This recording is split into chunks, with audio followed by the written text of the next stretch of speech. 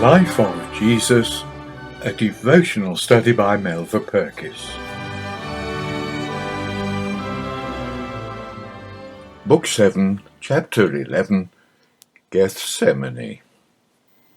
In the light of the Paschal moon, Jesus led his disciples from the city of shadows across the waters of Kedron to the darkness of Gethsemane. It was a familiar spot. When circumstances had made it difficult to reach Bethany, it had been their shelter for the night. But on this night it was different. The joy and confidence with which he had encouraged his disciples was ebbing, as he looked back at the walled city with its flickering lights, concentrating for a moment upon its gates, and then pressed forward again towards the olive trees. He left most of his disciples on the fringe of the garden, and called his 3 beloved friends to follow him as he penetrated further among the trees. Finally he stopped. He spoke in a voice more troubled than they had ever known. "My soul is exceeding sorrowful, even unto death. Tarry ye here and watch." They saw him go forward about a stone's cast and throw himself suddenly down among the gnarled roots of the olive trees in an abandonment of grief and prayer. "Oh, my Father, if it be possible, let this cup pass from me." We must ever look upon this prostrate form of our beloved Lord from the distance which separated him from his 3 disciples. We could not approach nearer if we would. Yet he desired his loved ones to witness the price he paid, that they might learn as much as the human heart can stand and the human mind conceive. That learning this, they might love him more fervently, and loving, be his disciples indeed, bound to him by the fellowship of his sufferings. With sad and reverent hearts we seek the cause of this desolation of spirit. Fear of death, even the excruciating death that he knew awaited him, was surely not a prominent factor. The one who touched the leper's scaly flesh, who stood on the bulwarks of the storm-tossed boat, who fearlessly faced enemies armed to kill him, did not fear the wrath of man. There was little that was physical in his human cry for release from the cup that was now pressed to his lips. It was mental and spiritual. The Psalms, which reveal so faithfully the Spirit of Jesus, led us into Gethsemane. Let us go there now, and, turning our eyes from that dejected form, read the words of Psalm 69.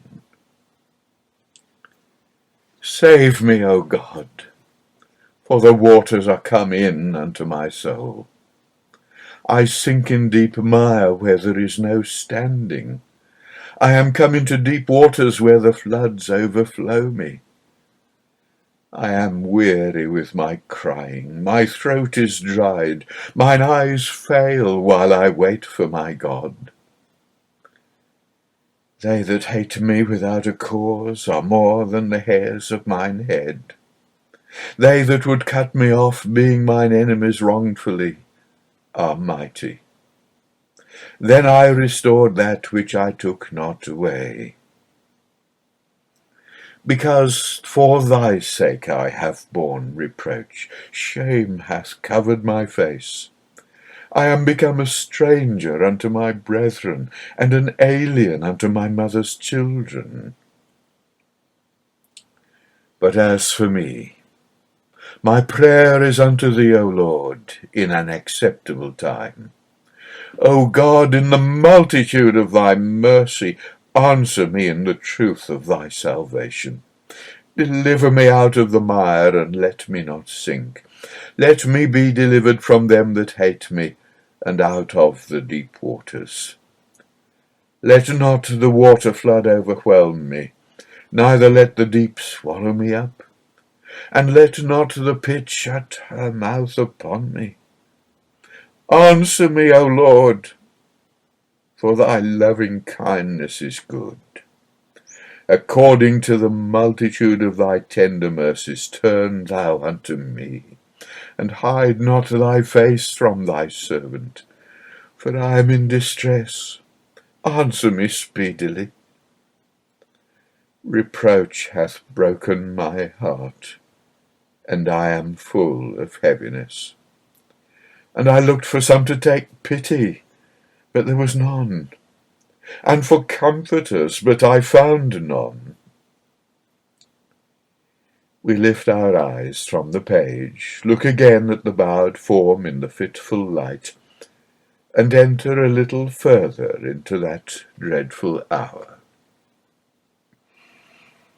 There are those who point out the increased sensitiveness of Christ to physical suffering. But have we realized his sensitiveness to sin? He lived in the presence of his Father, in an atmosphere of holiness and light. He went down to the shame and ignominy of a criminal's death. His pure mind had to face all the degradation of mockery, exposure, and crucifixion. He was made sin for us, who knew no sin. And because he was bearing the sin of the world and accepting the curse of the tree, he must be alone, forsaken not only by the people he had come to save, not only by those who were about to leave him and flee, but above all, by the one from the light of whose countenance he had never departed. He knew that the terrible cry of Psalm 22 would be wrung from his lonely, aching heart. Already the horror of greater darkness was upon him. The Lord was laying upon him the iniquity of us all. Bearing iniquity was a desolating experience.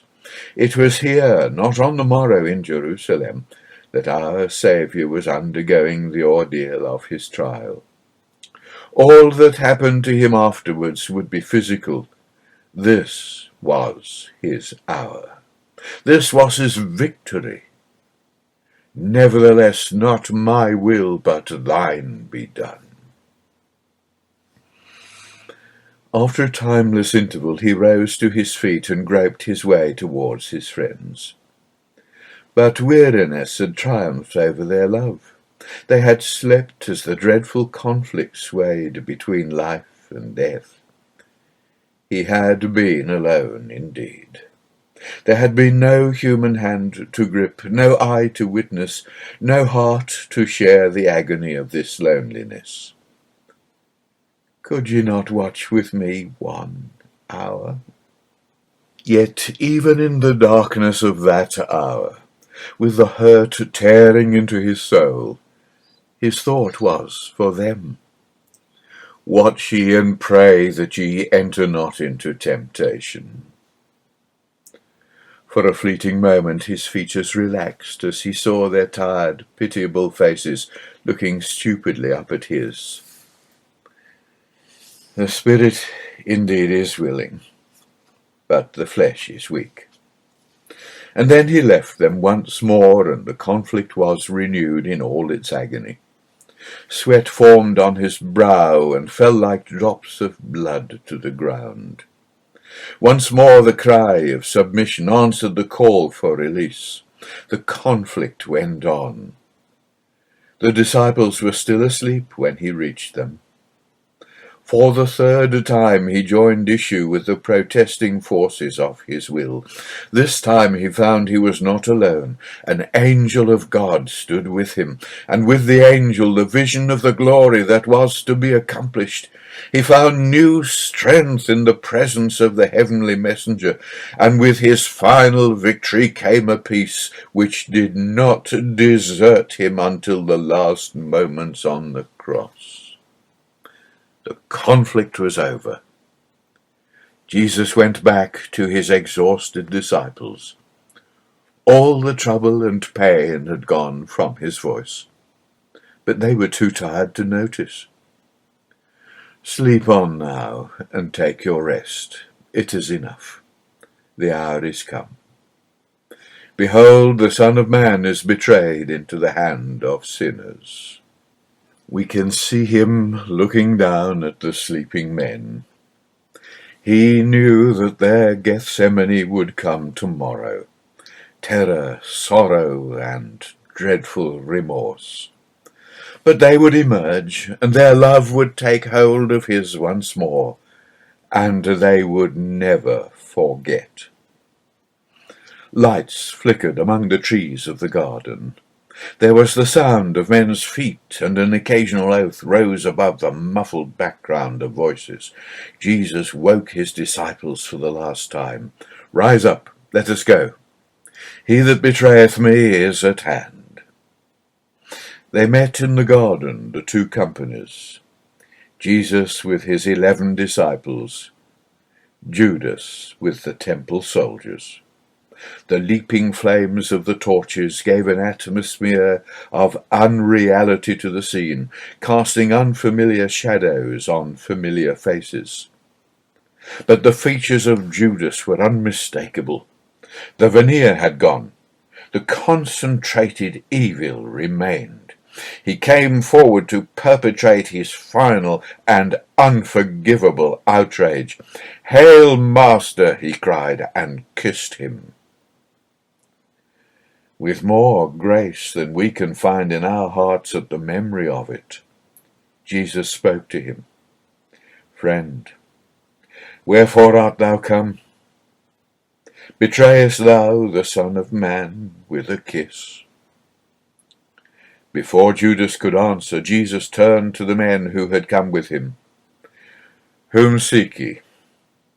"Jesus of Nazareth," was the reply. "I am he," Jesus answered simply. But the effect was dramatic. Awed by his majesty and his purity, they drew back and fell to the ground. Such was his command over his enemies. He kept it to the end. Through the hours of questioning, the indignities, the final torture, he was always their master. His victory over himself had been won. Now he could triumph over the wickedness of man. But his victories were on his own battlefield, not on theirs. They would win their own hollow conquests. He was seized by rough hands. His thoughts turned to his disciples. "Let these go their way," he commanded. And no man turned to hinder them. But Peter, his love and anger surging to the surface, took the sword which earlier his Lord had treated with contempt, and raising it aloft, brought it down with murderous intent. The wild blow succeeded only in severing the ear of the high priest's servant. Immediately Jesus stepped forward and freed himself from his bonds to perform his last miracle of healing. This was not the allegiance he desired. "Put up again thy sword into his place. For all they that take the sword shall perish with the sword." He had come to bring deliverance, not to seek it. Peter had seen a moment before what power Christ wielded over these men if he chose to use it. That power could instantly be supplemented by 12 legions of angels. Once more Jesus addressed himself to his captors. Why this darkness and treachery? Each day during the Passover week he had been in their midst. They knew the answer. His arrest had been contrived to outwit the people, particularly those who came from the hills of Galilee. It had to be done secretly and urgently. Even now Caiaphas was waiting impatiently in the city. They moved forward with him, tied with cords in their midst. The disciples saw it. They realized he was going to submit. His death was inevitable.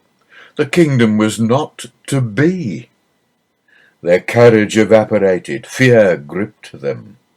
With a last searching look, they turned and fled from the garden, stumbling over the loose boulders of Olivet. and left him alone with his enemies. Chapter 12. Before Caiaphas. The trial of Jesus was in fact no trial at all. It was judicial murder. There was a pretence of justice, and with difficulties developing and precious time running out, even that was thrown to the winds. The arrest was illegal. Only voluntary witnesses were allowed to bring a wrongdoer to the Sanhedrin. The time of trial was illegal. No capital cases were allowed to be tried after sunset.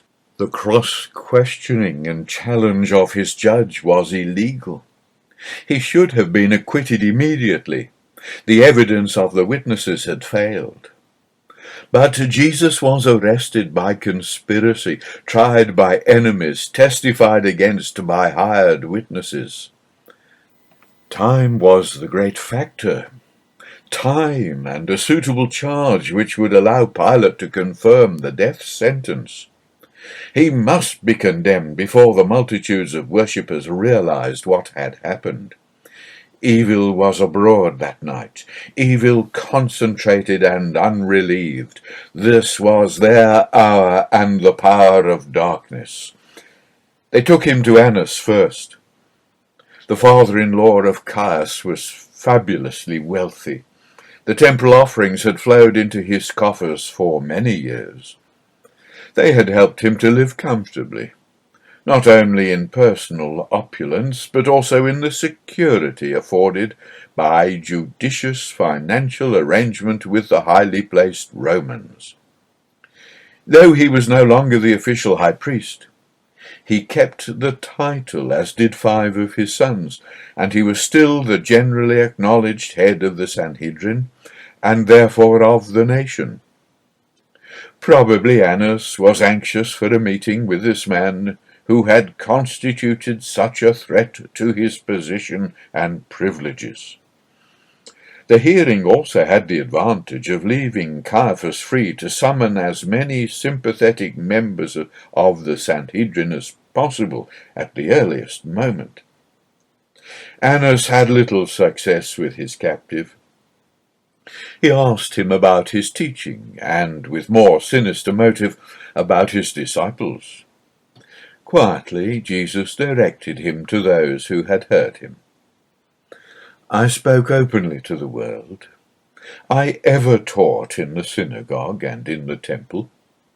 Why askest thou me? Ask them which heard me. The first blow fell on his cheek, struck by the rough hand of a temple guard. It was the first of many which would disfigure those noble features until he was marred more than any man. Jesus turned to the officer. If I have spoken evil, bear witness of the evil. But if well, why smitest thou me? Meanwhile, 2 of the disciples had rallied from their headlong flight in the garden. Peter, who after the first distracted rush remembered his loyalty, and John, who remembered his love. They had stood together watching the company below, marking its course by the light of the distant torches.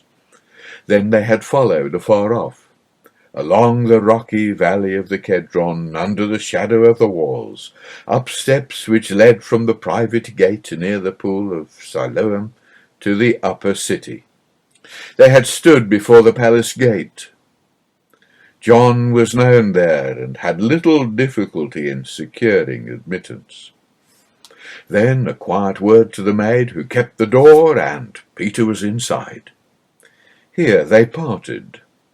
John to find out where they had taken his Lord and stay near him, Peter to mingle with the servants and soldiers in the courtyard below. For although it was now long past midnight, there would be no sleep in the palace that night. It was cold out in the open court, and the soldiers lit a fire to warm themselves. It was growing cold inside the heart of the disciple. He was in the midst of his enemies. His Lord was somewhere in that vast building, a captive with cords round his wrists. There was nothing he could do here. Men were looking at him suspiciously. That maid who had let him in had peered intently into his bearded face. She was looking at him now. He tried to assume indifference, but he was a poor actor. He had never been in a situation like this before. He was nervous and restless. There was a strange unreality about it all. The reaction of the past hours was setting in, and he was tired. So tired. Yet never had he felt farther from sleep. Was he going mad? The woman was at his side now, watching him curiously. He started suddenly at the sound of her voice. "And thou also wast with Jesus of Nazareth." Simon looked at her and at the enquiring faces turned towards him in the flickering firelight.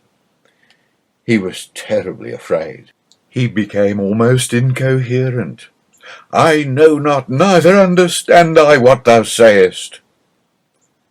Somewhere a cock crew.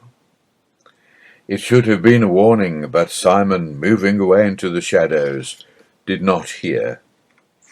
The dawn was breaking on that fateful morning in Jerusalem, when Caiaphas had finally collected the majority of the Sanhedrin.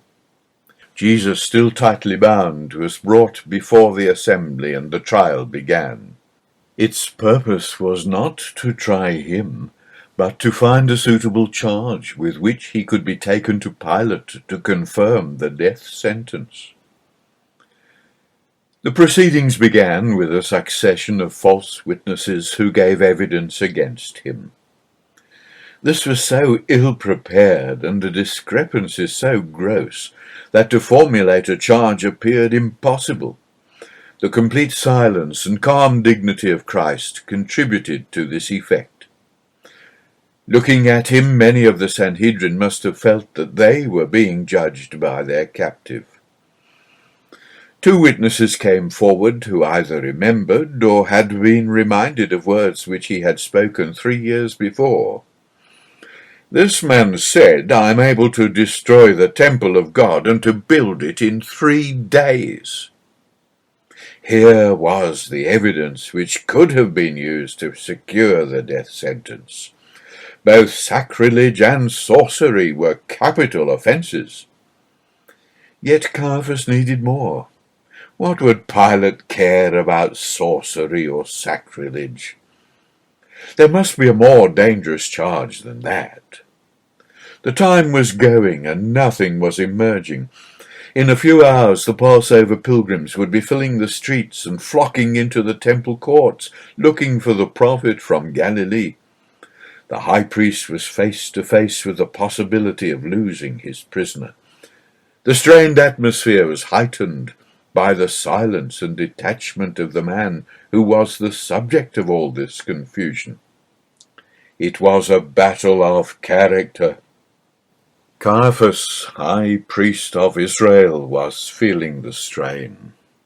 He turned suddenly upon Jesus. "Answerest thou nothing? What is it which these witness against thee?" But Jesus remained silent, completely master of the situation, and the tension increased. It was then that Caiaphas, in his desperation, saw the answer. A simple answer which, had he seen it before, would have saved him this humiliation. It was illegal. But what was one further illegality when justice was thrown to the winds? He rose and faced Jesus, raising his right hand. His voice rang out clearly in the abruptly hushed court. "I adjure thee by the living God, that thou tell us whether thou be the Christ, the Son of God." Christ well knew the effect of this summons before he spoke. To remain silent now would be to frustrate his enemies, but he could not remain silent. His words were as majestic as his silence had been. Thou hast said, Nevertheless I say unto you, hereafter shall ye see the Son of Man sitting on the right hand of power, and coming in the clouds of heaven. The trial was over. The tension had gone. Gloating over his victory, Caiaphas controlled his features. He looked stern and sad as he rent his clothes. He hath spoken blasphemy. What further need have we of witnesses? Behold, now ye have heard his blasphemy. What think ye? And they answered as he knew they would answer. He is worthy of death. With their verdict, Caiaphas completed his case. Now he had the weapon he needed to make the death sentence effective. Already he was thinking of the case he would bring before Pilate. A case so strong that if difficulties were raised, the procurator would find himself in a more desperate situation than he had ever known in all his compromising passages with the Jews. The Messiah of Israel was a king, and a king in a country subjugated by Rome was a threat to Caesar. To ignore that threat was to be guilty of treason. Caiaphas felt he had good grounds for satisfaction. Jesus was led from the presence of the Sanhedrin through the courtyard, past the waiting Peter to the soldiers' quarters, to be subjected to the vileness and cruelty of man. He had passed through his greatest spiritual crisis in the garden. Now the physical crisis was upon him. We shudder before the indignities he suffered. Our hearts cry out in protest as we see him covered with blood and spittle. We want to dissociate ourselves forever from those animal natures that mocked him and lashed him and held him down in chains. But from time to time we must summon our courage and look steadfastly upon the scene. It will tell us of his love.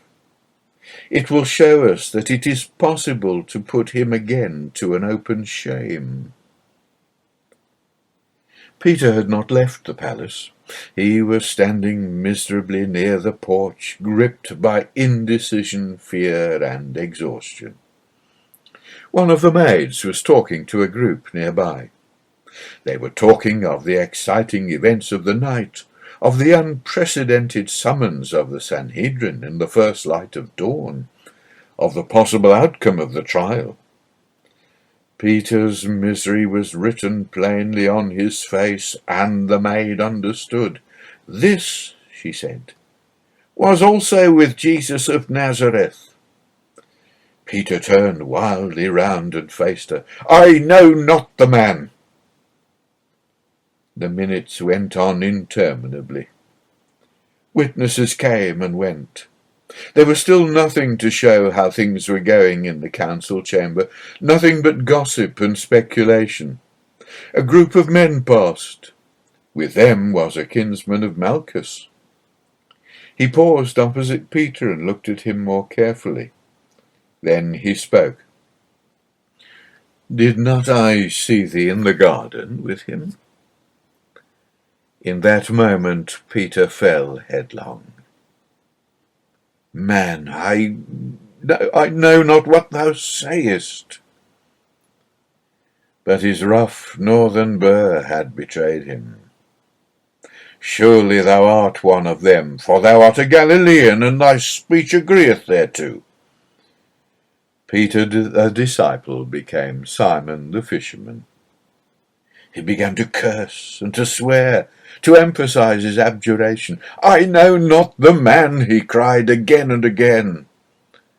A cock crew loudly. And then he saw his Lord. If Jesus had looked angry, Peter might have borne it. But there was no anger, only pain and love. Blinded by scalding tears, he rushed out.